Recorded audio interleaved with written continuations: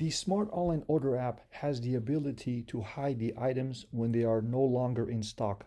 So by default, if you are tracking stock, what happens when the quantity reaches zero, it will say out of stock. So in this example here, I have fried clam roll. It says out of stock. I have French fries. They are in stock. I have Mexican fries. They are out of stock. So let's suppose you don't want these items to be visible. You want them to be hidden once they reaches out of stock. So in other words, the quantity is counted down from the Clover inventory app from whatever number you give it. Once it reaches zero, it says out of stock. But you're probably asking the question, I don't want it to say out of stock. I want it to disappear. And I'll show you how to do just that. You go on the back end of your Order Online page, you press Clover Orders, Settings, Store Settings right here, Store Settings, and then you'll see something called Track Stock right here, Track Stock. It's going to ask you a few questions. The first question, of course, is you have to enable it, okay? Once you enable it, then you have the option here, hide the item when it reaches zero count. I'm going to go ahead and enable that, okay?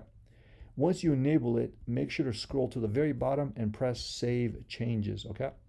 So first, before I refresh the page, right now, once it's saved, go to your Order Online page. Right now, it says out of stock, okay? So in order for you to see the changes, you have to refresh the page, or for a new customer to visit your Order Online page. I'm gonna go ahead and refresh the page. So remember these two items, Mexican fries and fried clam roll, okay? I refresh the page. Now these two items will no longer show up on the website. See how they're gone now? And how do we do that? We told the system that when these items are out of stock, don't show it to the customer because they can't buy it anyways. So again, we give you this option if you want to do that. Again, you don't have to do it. You can still show it there.